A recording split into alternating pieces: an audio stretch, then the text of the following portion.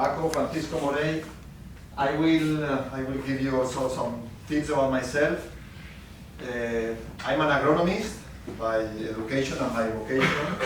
Many times I say as a joke that I was given birth under an orange tree, more or less. We were talking about wines, and I was saying I don't know about varieties, but about oranges, by scratching the skin I can tell you the variety.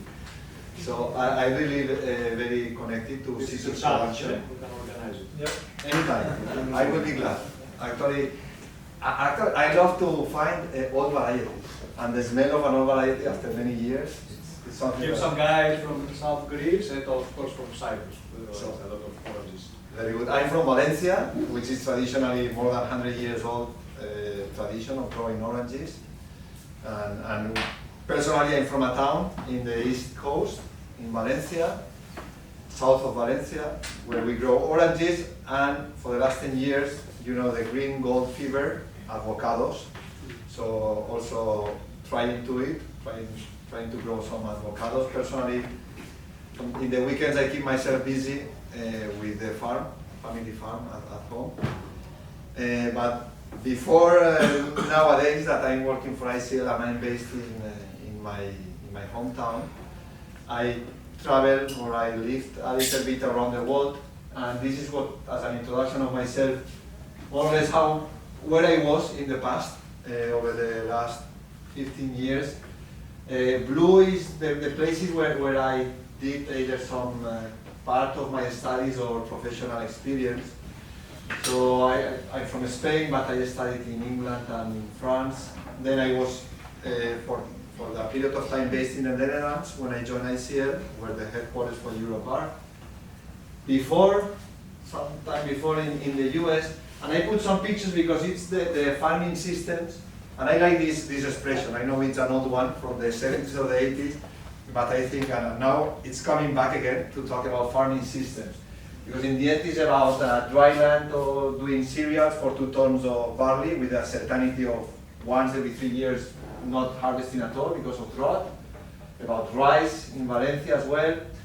About maize in the Corn Belt in Nebraska where I was for a year working on yield forecasting. Or then some traveling also for technical support in South America, you know, the mountains and the terraces, small kind of farming. In North Africa, these ones are close to you, the potato production that spoils all the prices in the Mediterranean market, or the drip irrigation in cereals in Algeria that I was some time ago visiting. So it's about farming systems. And what we are doing in these farming systems, and this is the conclusion, we are, I would say, promoting, to be more provocative, we sell soil fertility and plant nutrition. And then we invoice it as fertilizers. But I'm really convinced as an agronomist that what we are promoting, and we are talking to the farmer or other stakeholders in the industry, like the food companies or the administration when it comes, it's about soil fertility and crop nutrition. It's nutrients. Some of you are related with crop protection products, and we tend to be put in the same basket. Well, I will not go for the crop protections, but I will focus on the fertilizers. That is, we want fertilizers to be part of the food composition. Fertilizers are bringing minerals. And this story, sometimes we lost the battle because it's all included into an overall discussion. And we are chemical products and we need to reduce to the maximum, and hold on. We are bringing fertility, sustainability, and minerals and nutrition to the crop. So this is my thinking, and for this reason, I will be talking, after a short introduction of our view, about soil fertility a lot, specifically for your region. But first, let me share also the vision of ICL about all this matter. We are an agronomist, we support the business development. Many times people think we only do trials. Yes, we do field trials, normally with external parties, sometimes with farmers, and sometimes in our own farm or in a friend's farm that we have the opportunity. But a part of trials, we are with one, it was mentioned by Jotam, we have this together of sales, but there is also the marketing and communication, There is R&D, so we are in between those three, the new products that are coming for the solutions, for improving the crop performance, bringing new solutions, then the communication, marketing and communication, how we are communicating. I'm not very strong at that, but that's why we have the marketing communication giving it shape to manage to convey the message to the stakeholders. And we have, of course, the sales, which is in the end what pays the rest, no? That allows the sustainability of the. For us, the four main parameters of a soil, when we think of a soil locally, of course, we need to split two things. One is the soil quality, which is given by the nature of the geology. We have a good soil or we don't have a good soil. We have more or less stones, more or less sand or clay. This is intrinsic, this we cannot change. And this is referred as soil quality. And we could refer to it, we basically refer to four main parameters, which is the mineralogy, what kind of clay we have and how much clay, which will determine cation exchange capacity. I will also look for it and connect it to our main topic. It's soil pH, also salinity and cation exchange capacity. This overall, it will be the minimum parameters that describe what kind of soil and which is the capacity of the soil to supply nutrients and water, of course. There is also the carrier, no, of the nutrients to the plant. And then overall, we look at it as part of an agroecosystem where we have the crop nutrition that we are targeting, and we do it with the minerals. Then also it was mentioned with biostimulants in certain geographies we are already present, in some others we are still looking for it. Then we have another important part of the soil management, which is the organic amendments. It may be the crop residues, organic materials, compost, manures, and soil amendments, more gypsum basically, or lime in acidic soils are the two main additions. And wherever it's possible to have fertigation, we have the amendment to the liquids. In the soil parameters, isn't the percentage of organic matter also a factor? Actually, that would be part of the calculation. We will bring it together, because in the end, if you have organic matter, why it's useful is for the soil structure, but it's also for the cation exchange capacity. Yes, it is. We try to minimize to 4 parameters. We consider these are the 4 ones, the main ones. I'm saying this because in Cyprus it's poor soil. Yeah. The percent organic matter and microorganisms is very low. Actually, I'm going to go directly there. This is kind of what we see and what Georg was mentioning. This is the interest of bringing regenerative agriculture practices into the system. It's included to the soil health. Yes, I would say, yeah, because we can impact through management, then it would be more connected to soil health, something that we can proactively amend. These are soil, this is your soil quality. This you can hardly change. Cation exchange capacity a little bit, the rest, yeah, it's like, probably I would refer to it soil quality and the rest as soil health that we impact with the management. Then we also look at this part of the equation, which is the nitrogen losses. You know, nitrous oxide, N2O, emissions are very important from agriculture. They come a lot from mineral fertilizers, and we see that control release, the coated urea, allows also to improve the performance and reduce actually the emissions. So we are looking as agronomy to the dimension, to it as actually as an ecosystem, as it is, a living ecosystem, where there are the mineral components, the organic and the living components in the system. So let me go to your area. I was looking at this is just in the map, the regions in the local name. The story is I wanted to get familiar because otherwise then when I'm reading about, I get lost. I don't know where Epeiros is, or if Macedonia is divided in three, like East or West Ditiki Macedonia, Kentriki, and Anatoliki Macedonia. So, okay, you managed to get an idea. And actually, the experience came when I was in Cyprus, more than 10 years ago, that you leave the airport and you no longer see Nicosia. There is no longer indication for Nicosia, it's only Lefkosia. We were so lost that we had to turn back to the airport, open the map, and then we see Nicosia / Lefkosia. And we say, okay, now we know. This one we saw outside of the airport.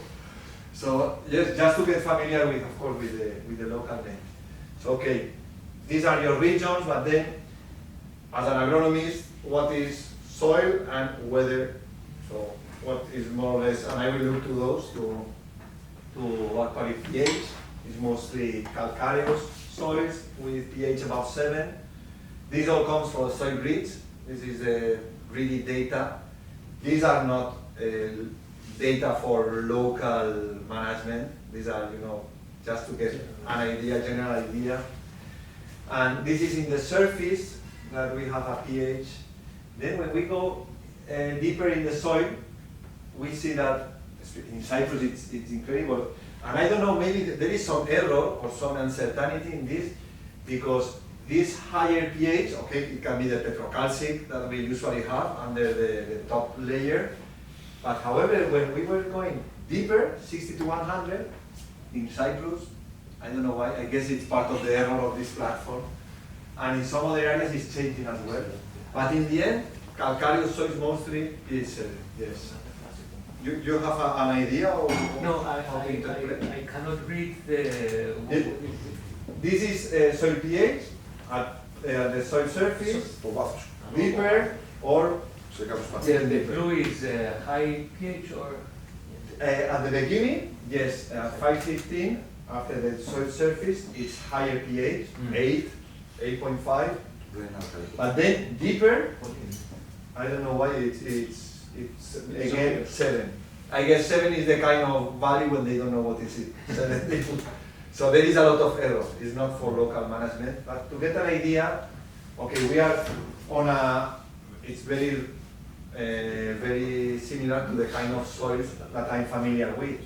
I'm from Spain, and this probably is the kind of soils that you have. This is, okay, a soil that we find, it's about 50 centimeters, 60 centimeters deep. Then we have the stones, and there is hardly that can be explored. So it's, I guess, like this kind of soil you have, or even sometimes it looks like we are farming on rocks.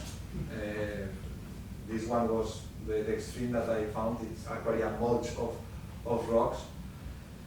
But well, plants are doing relatively well in there if they have the water supply. Cation exchange capacity is about the capacity of the soil to absorb cations mainly.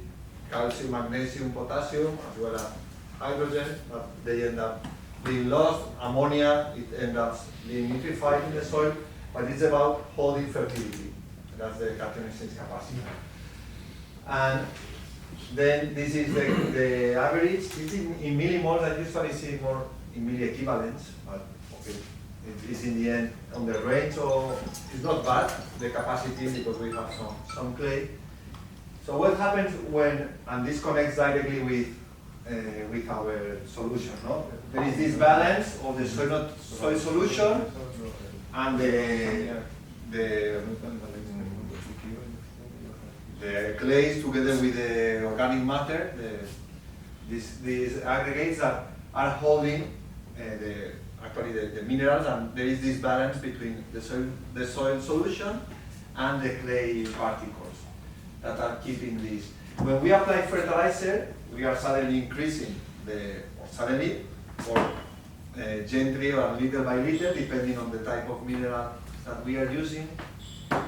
We increase the minerals in the soil solution, and these minerals either are taken by the plant or hold into the arcillo-humic complex in cation exchange capacity. So this is finally why I wanted to mention about it, because we have one mineral, which is this polysulfate, that is bringing these three cations, calcium, magnesium, and potassium, into one salt. And this, I wanted to show, is just an olive tree where we applied about 7 kilograms of polysulfate to bring all the amount of potassium that is needed by the tree. These are in south Spain with deficit irrigation, so it's quite performing until this year. I will refer later on to this one. And this has also the sulfur part, which is, sulfur becomes sulfate, and if we have enough rainfall, it's washed away as nitrate. So this is the default made virtue, because someone would say polysulfate is solubilized very slowly, but actually it's good, because what is it bringing the nitrogen? No, it's actually bringing, or is it bringing the sulfur on a prolonged availability, because it solubilizes little by little, and it's bringing the cations to fulfill and to complete those aromatic complex and the cations available in the soil for the plant. So that's the reason, especially in an olive tree, that we are managing in the long term for the soil to maintain fertile. It's a product that can perfectly fit. Then we do the trials I will refer to, where we want to prove that actually performs, and I will come back to it. Another solution related to fertilization in this chemical environment of the soil is the control release. This is actually an agroblend on the mix with the soil before planting or before covering the planting hole for an avocado plantation. So actually, because the fertilizer is coated, there is no problem with the salinity, and even in a plantation of avocado, which is quite sensitive to salts, you can add 100 or more. I tested up to 200 grams of agroblend per planting hole.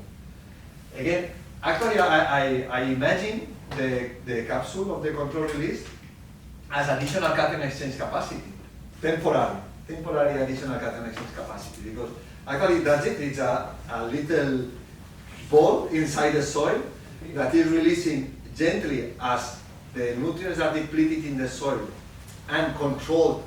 The more temperature, the more release the nutrients that we are applying in the soil, actually, for the plant availability. Coming back to the maps, and I will continue. The soil organic carbon, of course, very, very important, and we are low, or very low. As soon as we go from the top layer, if we don't till, maybe we still manage to have some. So this would be the case that you manage to have 1.5% of calcium of organic carbon when you do no tillage, and you manage to have this little layer of, relatively fertile from the carbon or organic carbon point of view. Or we can bring residues also to increase. This is chopping, just pruning from the next plantation onto a new plantation. This is in the industrial farms. It's a practice that we know it's done every day. Every year. As they prune, they put it in the middle and they chop it to become residues. These residues, from the nutrient point of view, in the end they will mineralize and bring some nutrients, but actually the very important role they are playing, this is the organic matter. It's called the particulate organic matter. This is the one that allows that the clay particles aggregate together into a good structure. So it's very important, not only in the surface, but also as we have the cover crops with the roots going deep. Those roots left in the soil then become organic matter that allow this aggregation of the soil, which is as important as you know. So then the other point of view, I was looking to the soil, but then, the following question is, how much does it rain? No? How much is the rainfall? I had no idea, never looked before, but you have this part, it's Pirineo? Pireo? Piperos. that is quite wet. I think this is where the wine growing area is. And then, okay, a part of rainfall, well, we have one problem with rainfall, it's that it erodes the soil, and it may be a big problem actually, because during several months, and that was the previous slide, during several months, the soil is completely exposed. There is no vegetation on the soil, and then it's more prone to soil erosion. Also the slopes, the topography. I can show you. Can you go back to previous, from this year, have to change a little bit because this is actually after the floods, completely destroyed. But the floods come after the fire also, in more than 100,000 hectares. Yes. No soil cover at all, then the erosion it will come. But not only, well, this is like you may have seen. Erosion is about tons of soil that are lost every year from the farm. Tons of soil, and you estimate the quantity not only of nutrients that you are losing and they are lost to the environment. This is They go to your neighbor. they go, you will see now. There is a good satellite image. This is maize corn at the beginning. Actually, the erosion was caused not only by rainfall because of very badly managed irrigation with pivot, and it was creating a mess in terms of runoff. Well, this is the plantations of 50, 60, 70 years old in Spain. There where we are suffering drought. There's actually, this is kind of gully erosion, is the old kind of plantation. It's completely, the soil is just running away. By the way, I will share, I have no problem sharing the presentation. I will share with all of you. And if you like the pictures, I can share the original picture. Yeah. So, but I hope there are also nice pictures, not only of negative things. But yes, actually, that picture was from Córdoba, and all that soil is coming into the Guadalquivir River. You will have something similar in Greece. I'm referring to the example in Spain. And here it ends up. This is about 15, yes, that's 5 kilometers, so it's about 20 kilometers. The water from the Guadalquivir River arriving to the Atlantic Sea. This is very good for camarons, also for so for some fishes. For some fishes, it's very good. In the rice growing area, here at the top of in the Guadalquivir, they are pumping this water. Actually, they fertilize with 100 kilos of urea. That's all they need. Why? Because actually the water they are using for irrigation is full of cations. It's all the fertility from Andalusia that is becoming to them. Drought was so severe, I will refer, sorry, this year that they even didn't sow rice this year because there was no water flowing in the river. There was no erosion. That was, maybe some optimistic would say, there is drought, but there is no soil erosion, no? Phosphorus deficiency, here it's, these images that I'm sharing now are coming from the EU Soil Observatory. There you can see soil degradation processes, right? Putting it rather negatively because looking at the deficiency, because it's also to maintain and to avoid these processes. But there, the processes that you can see is about phosphorus depletion in the soil or phosphorus not available. This is based on soil analysis. P0 levels below 20 are considered as deficient, and this is what is highlighted in the map. Distance to soil organic, to maximum soil organic carbon, this is relative to the conditions compared to a grassland, what we could reach far away from what could have been reached everywhere. It's actually depleted. By the way, the carbon balance in our kind of environment is just the inputs and the outputs. No? We input mainly crop residues, they mineralize, and actually this I just say as a tip because I work on that. The mineralization occurs mostly during rainfall events, short rainfall events. When there is temperature, well, it just burns. Probably you've seen a field of barley after harvest. It's all covered with the residue, very nice. You have 1 or 2 storms during summertime, and the residue is gone. No, you say where it is. It's actually because it's super active in terms of microbial activity, but it's the microbials are not active because of the lack of water. But as soon as they have water and there is temperature and there is the residues, it's 2 rainfall events and they disappear. This was some observation actually worked in the past. It's not so much the quantity of rainfall. You could see 4 liters rainfall event compared to 30 liters as the temperature. When you have temperature and you have a little rainfall, then the emission of CO2 out from the soil, it just explodes for a very short time, actually, while the soil is wet. So it's a combination of these 3 factors, the residue available, temperature, and water. This is how it happens, soil carbon balance. Now, all the discussions about carbon farming and so on, it's simple, it's inputs, outputs.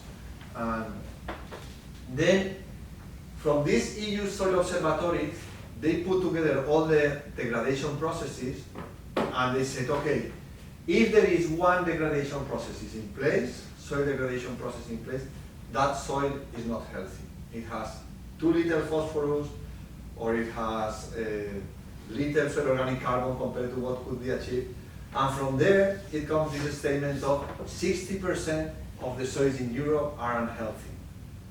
But if we go into the detail, actually, you can click and you say, well, what's unhealthy? There are some like phosphorus excess, and this we have been advocating against this one. Soil with too much phosphorus, why is it unhealthy? No, because it may be lost to the environment. Well, if there is soil erosion. So it's an unhealthy soil from the full ecosystem service point of view of the system because of nutrient cycling and avoiding pollution.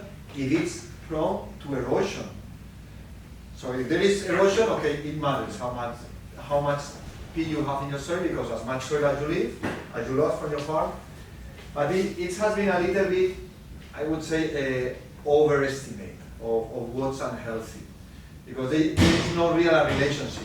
A high P content is a concern if you are on an area that is subject to erosion. If it is not, there is not at all any one paper, scientific paper, saying that phosphorus in the soil is causing any problem for the microbial or for the soil health. Not a single paper. However, if we send this message to the consumers, to the stakeholders, they will think, yes, adding phosphorus fertilizer is bad for the soil. False. Yes, because it's an unhealthy parameter by the EU Soil Observatory. Okay, let's take it positive. There are certain, or for example, salinization. If there is irrigation, actually, again, these are not enough, these are just rough estimates. So this 60% of soils are unhealthy, it's a little bit overestimate, but okay. Let's take it that we can do better. We've seen erosion, we've seen soil organic carbon is low, it's true that, okay, we can do better for the management. These are the data from the Eurostat on the irrigable land in hectares. So in colors, the blue are around 300,000, almost 400,000 in central Macedonia. Yeah, I said it right? Yeah. And yes, and then this is irrigable, and then they have also data for irrigated area, which is slightly lower than the, also for Cyprus, 30,000, 24. For Creta, yes, 98, 77. These numbers, okay, again, it's statistics, are very rough. They say they are not taking into account greenhouse production. So I don't know how, but it gives us an idea. So this was a little bit of your area, which are the problems, sorry to bring it, but also which are the possibilities to make it more sustainable. I didn't talk too much about the management practices, but you know them, about the residues, organic matter, amendments, also the right fertility with some solution. I refer to polysulfate. and to control release as coded NPK.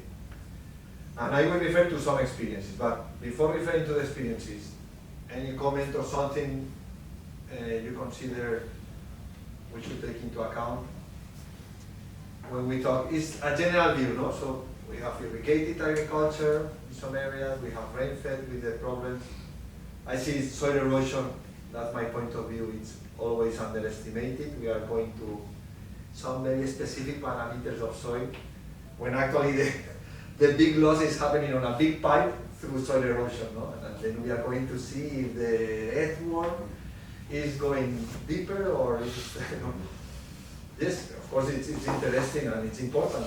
It's the life of the soil, but I don't know. What do you think is our biggest problem? Do we have solutions for this soil erosion?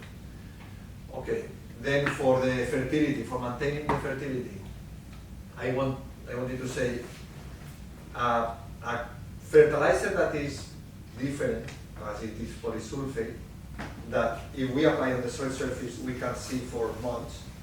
We know that it breaks our mindset. We are used to put DAP or I don't know, potash actually, and after one rainfall event, it disappears. We don't know if it went into the soil or the nitrogen it was lost.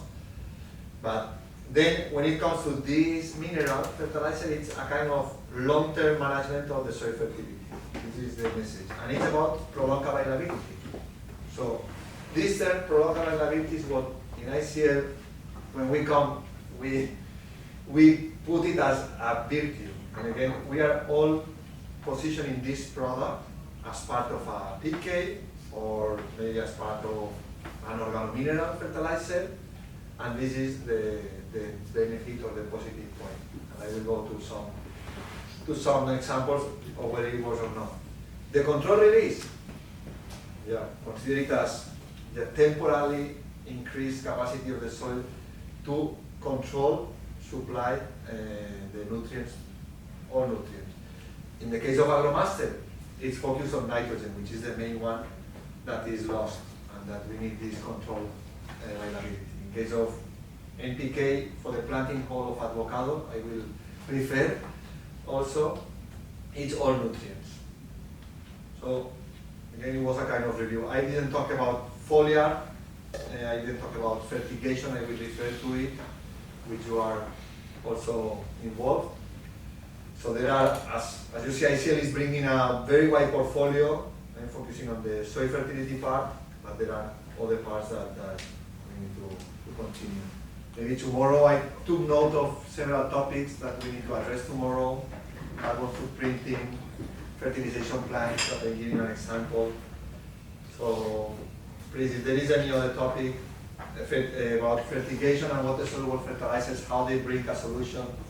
There is the rock star of pec acid that may come straight or as part of a water-soluble fertilizer. We will see more tomorrow. But one that we tried, polysulfate in olives. When I joined 4 years ago in ICL, and when this was one crop that we hadn't done anything so far, so we set up 2 trials of polysulfate application in olive trees. One of the trials was on in acidic soil, in organic farming, olives, arbequina, in semi-intensive, about 500 trees per hectare, and 12 years of plantation. I will refer to this one. Another trial that we started was in Jaén, which is the main producing traditional olive tree production, calcareous soils. And there we also combine with foliar treatment, because actually the grower practice is potassium chloride, apply foliar, or how much we are improving those. Then about AgroBlend, I will tell a little bit about rice. It's super nice to talk about rice and Agromaster, because it's one of the most nitrogen-losing environments. It's also a crop that it's needing a big amount of nitrogen supplied constantly to the crop. So I will talk about those examples, and I don't know if I put some other example. very shortly. So, we go. I may drink a little bit of water. Yes. CC. No, actually I have to decrease it. It's becoming too concentrated.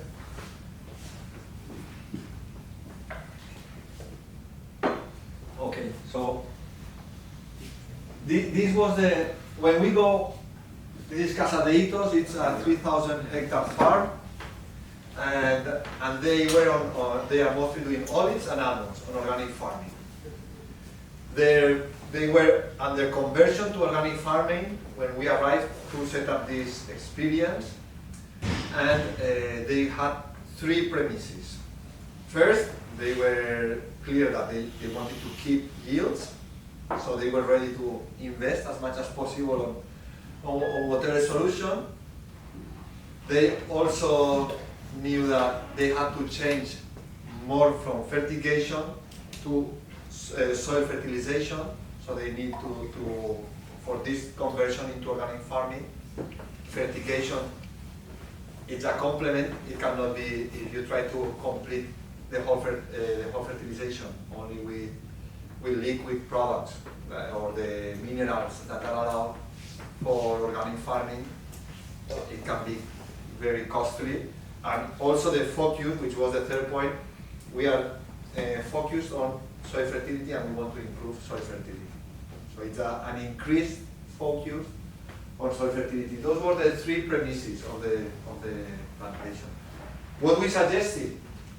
Well, we suggested, actually, we were very much, we went beyond of promoting the product. We set up a whole trial, yes, and we suggested over big areas of, this was a 60 hectare farm, and we recommended 450 or 900 kilograms of polysulfate, quite a big amount. Polysulfate, actually, is a standard polysulfate. It's the one that is used for the granulation of other products. It's not that we sell much for this application. ICL sells a granulation of this polysulfate standard. Let's say the one that goes under the 1 millimeter mesh. But the trial we did it with the aqua polysulfate, spread it on the field. So we are looking at soil health, enzymatic activity, soil organic carbon, wood density. We are looking across the farm, and we've been looking over the last 3 years. So what we got, this was results from second year, over the big areas. We could see the zero polysulfate is receiving only compost. Yes, there is a base fertilization every 2 years. It was in the first year, then it was in this last year of compost application, 5,000 kilos of compost. It's a compost with the olives and some animal manure, how do you call it, the olives, all the residues from the olive oil production. So we could see already a decrease on the yield in the zero, where no potassium was supplied in this case. And actually, with these two areas, especially this area of going beyond the yield level, we are going for the harvest on the third year, this year, and we will see if we confirm this data, this improvement on the production. The other trial in olives, Jaén, calcareous soils, traditional plantations, you know, these kind of trees that plant together and then it becomes one tree. It looks like one tree, but actually it's 3 trees. And with deficit irrigation, actually this is in Jaén, where there was a big concern or big limitation of water available for irrigation this year.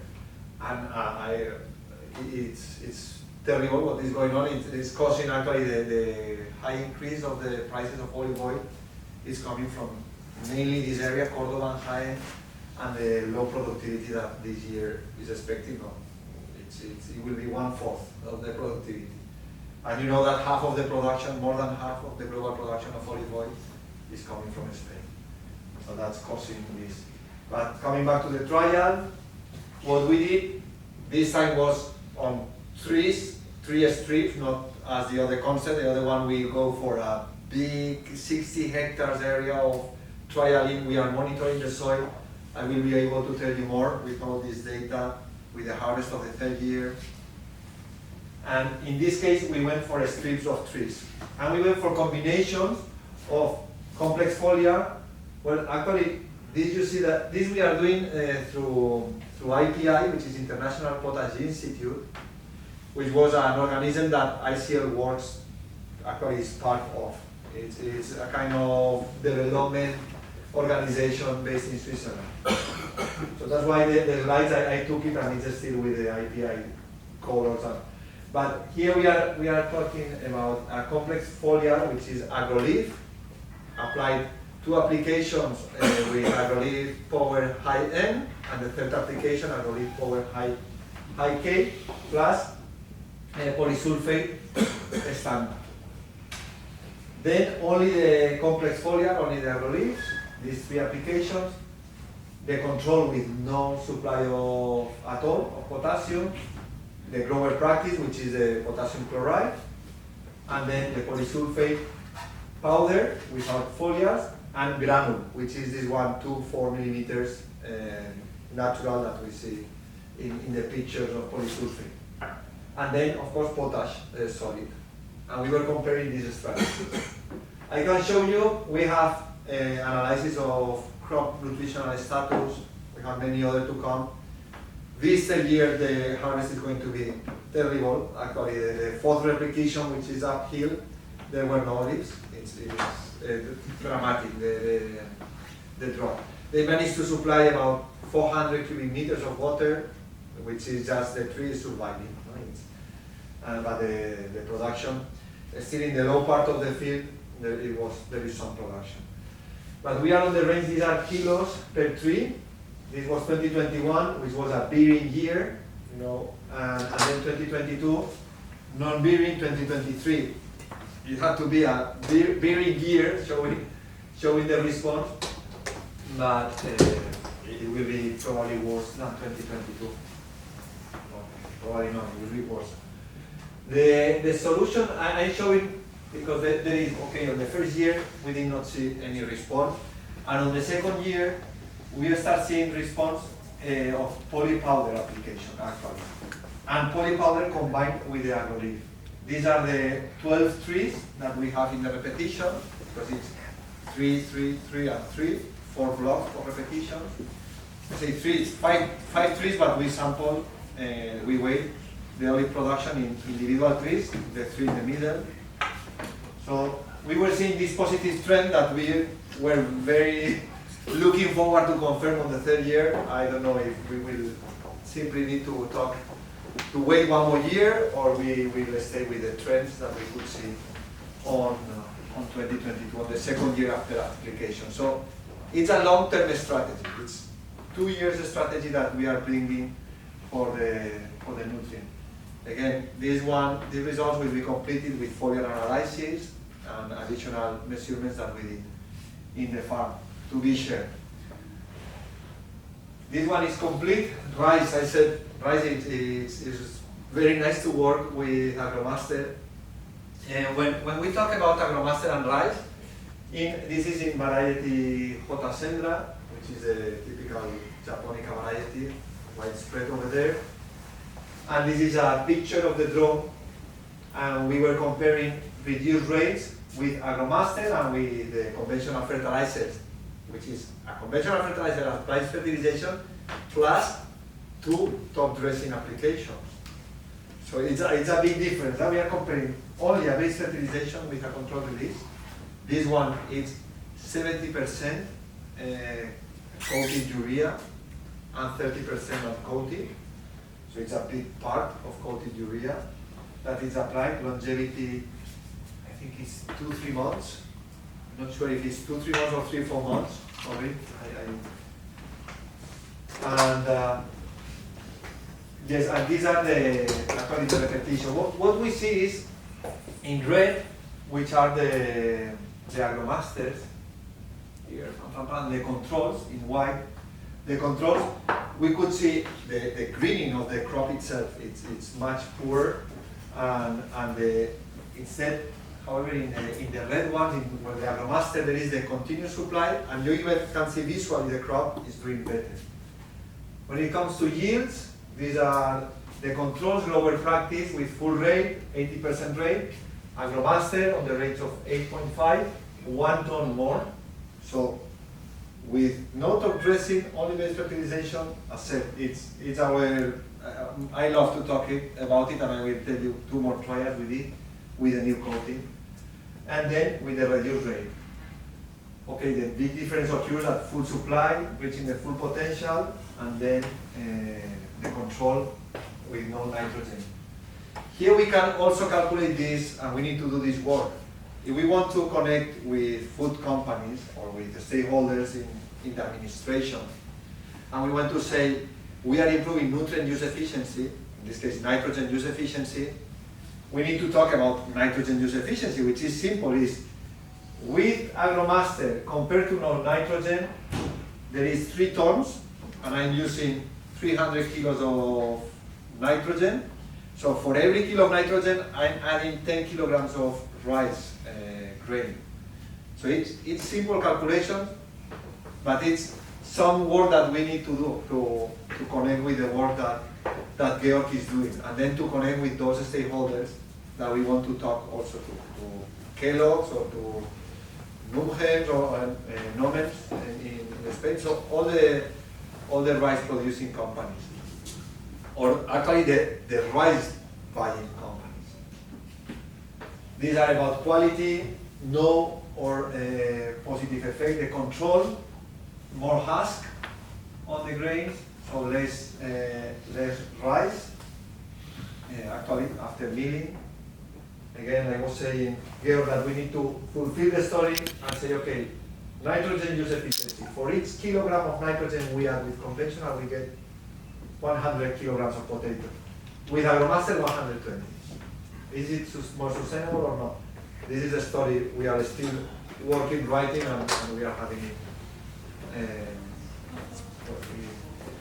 So it's about reducing number of applications and achieving higher yields. But it's also about, and I go beyond what we are saying, soil fertility, crop nutrition, it's peace of mind. If the farmer in Poland applies the Agromaster and is not carrying, his nutrients are there available, his nitrogen is there available, and he doesn't need to come back again.